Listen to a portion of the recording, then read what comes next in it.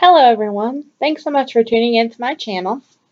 And today I'm going to be doing a video as part of my plus size Writer's Guide series to theme parks.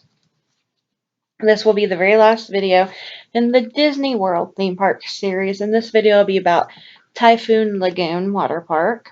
I've also done videos on Blizzard Beach, Hollywood Studios, the Magic Kingdom, and Animal Kingdom and Epcot as well. And I've also had plus size rider guides to Kennywood, Holiday World, Kings Island, Cedar Point, and I will continue to make more of these plus size rider guide videos to help you out as a plus size person when visiting a theme park. And I'm also going to talk about those who may have some accessibility concerns in this video as well. And in this video, I'm going to cover every single ride or attraction in Typhoon Lagoon. And if you haven't already, go ahead and subscribe to my channel, like this video. That will help me greatly. And just getting more subscribers, I should say, and views on my videos will help me to invest in better equipment to provide better quality videos to you all. And I do thank you for your support. A little bit about me, because I'm going to use my perspective somewhat in the rides. I'm 300 pounds and I'm 5'6", and I carry most of my weight. Bulk of my weight is in my stomach, but my hips are wide and my thighs are relatively large as well.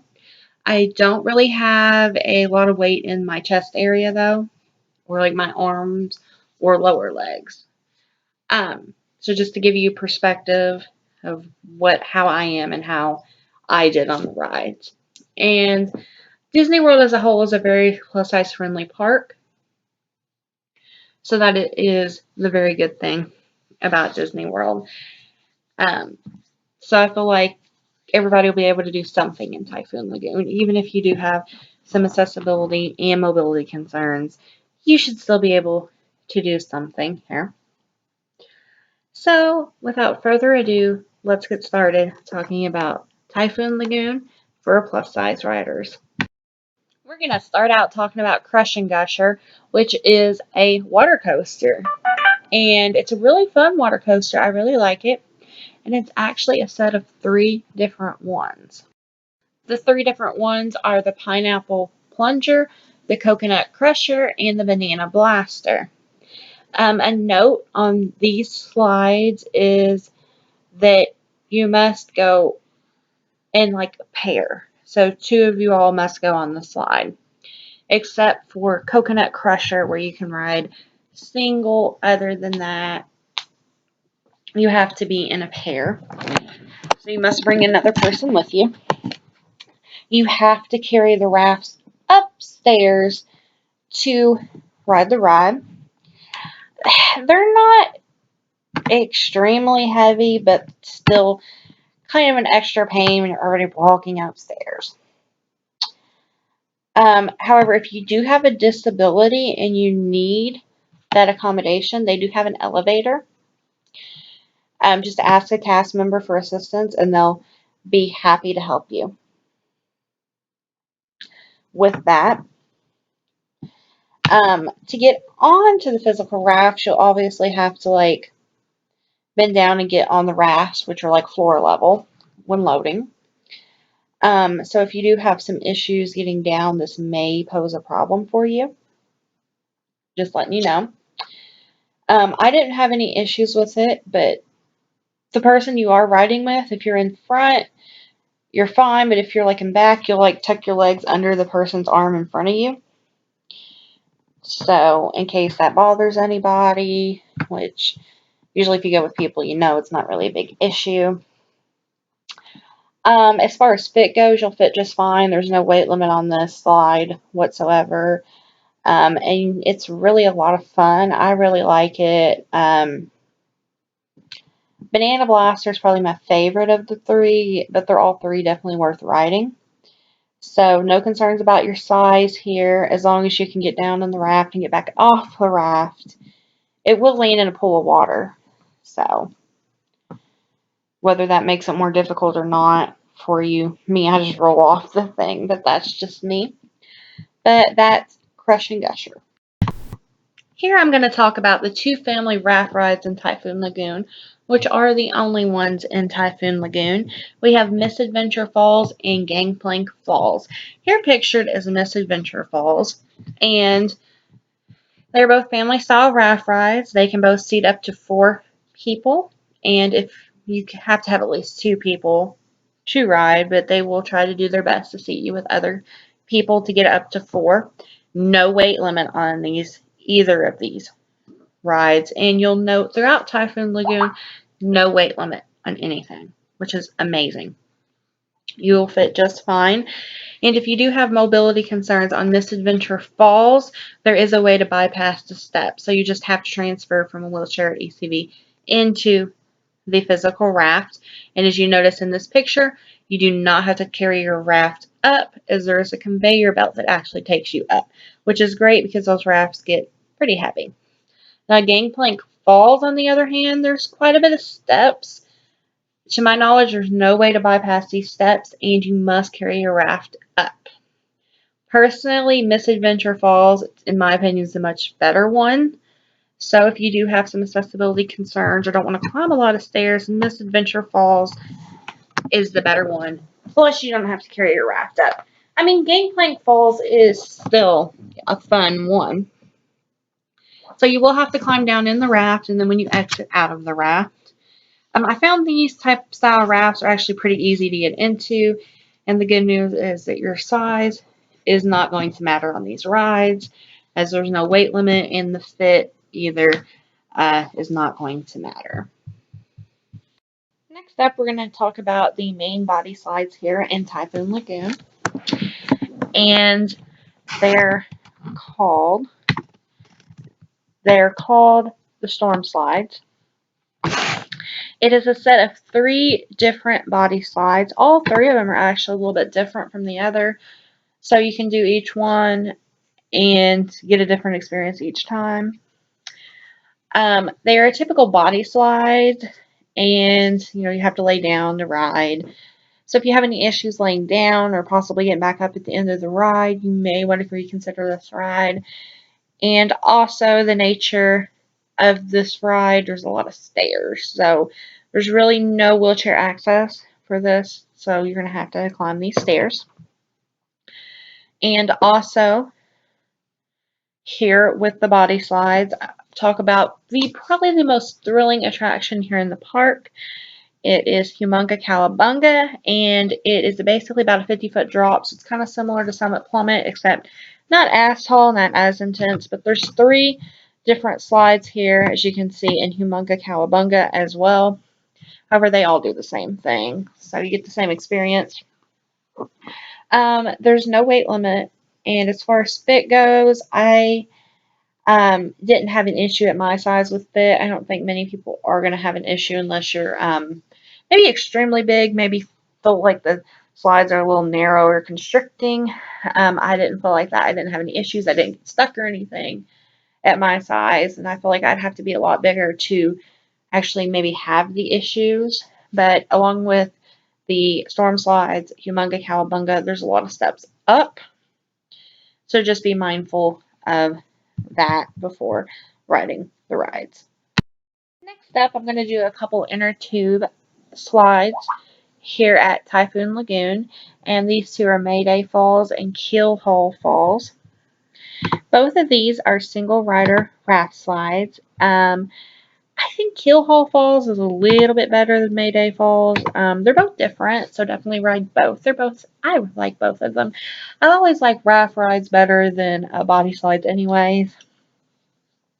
And you will have to carry your inner tube up a bunch of stairs, unfortunately, to ride both of these rides. There's not really any handicap access here, unfortunately.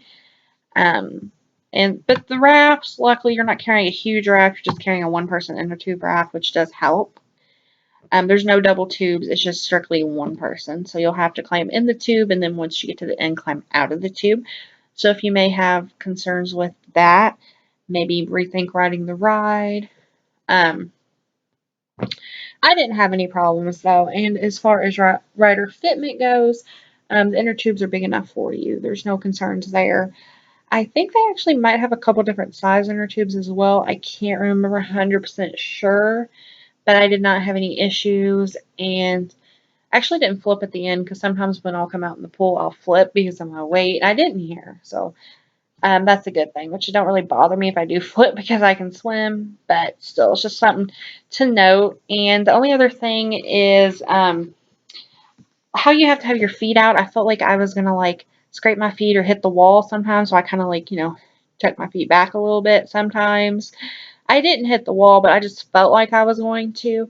So you want to make sure you have maybe good leg mobility, especially in case you feel like you're going to hit the wall, so you can move your legs appropriately away from the wall. Next up is Ketchikiddee Creek. It's a tongue twister. This area is not going to be something us big people can ride, and it's not because of our size. It's just because of a height restriction of 4 feet, which is 48 inches or less. So this area is great if you do have small kids. Um, they can enjoy some like really small but cute and tame water slides. They're really cute and tame, and they'll be great for kids that are small and not ready for the bigger slides. And it also has multiple like water play features. I know there's like a waterfall, a cave, this tugboat here, the cannons, water spray features. It's a really, really nice area if you do have kids, and it's great if you do have kids and you just want to like sit down and take a break. This area will be really nice for that. Kitty Creek. Next slides, there's also something us bigger people cannot participate in, not because of our size, but because of a height limit. These actually have a height limit of 5 feet or less, and they are designed with kids in mind. So I guess if you are under 5 foot, you could technically go on them, but they're really for kids, but maybe kids a little bit too big for Kitty Creek, or kids that's ready for something a little bit more. They are the bay slides, which are body slides. They actually come out into a area, like a corner area of the wave pool. So I think that's really neat. So if you have kids, you can actually meet them at the bottom of the slide if you want. But it'll be fun for kids to do for sure. Next up, we have Castaway Creek, which is the park's huge lazy river. This lazy river, I think that takes about 20 minutes. It kind of goes like all the way around the park. So, and it does have several entry and exit points, so it's great if you just want to float in the lazy river and be lazy to go to your next slide or attraction or go around the park, or just float all day in the lazy river, because I could float all day in the lazy river.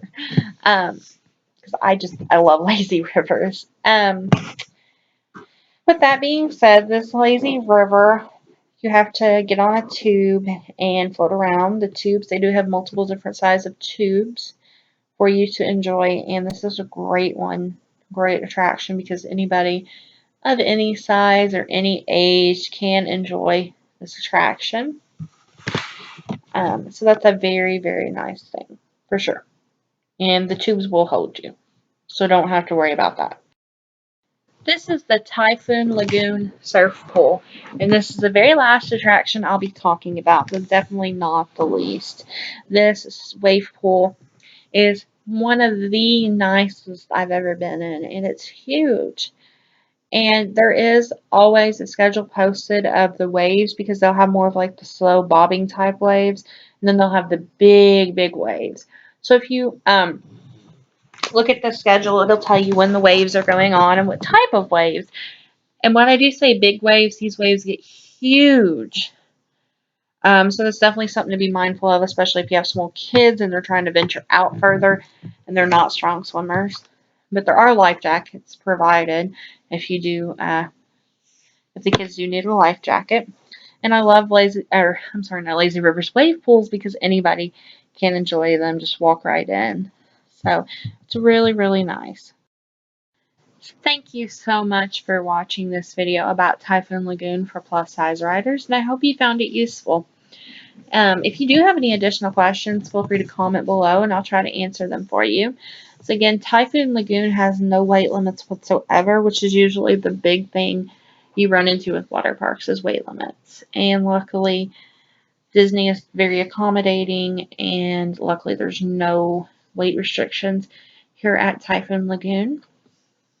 Just the biggest thing, honestly, is stairs. If you have problems with stairs, the good thing is there's no time limit of how long it takes you to get up the stairs. You can walk at your own pace up the stairs. And I do often take breaks up the stairs, just because I get out of breath. I'm out of shape as a bigger person. And the good thing is you can do that, which I'll do just because I want to enjoy riding the slide or attraction, participating in it. And there's plenty of things that I think anybody will enjoy at Typhoon Lagoon, no matter if you do have some accessibility concerns or no matter your weight, you're going to have a good time. And again, I do thank you so much for watching this video, and I definitely do hope if you found it useful, that maybe it eased some of the fears and concerns you may have had about Typhoon Lagoon. And please check out the other plus size riders videos that I do have on my channel, and I will continue to produce more of these videos as well. And again, thank you.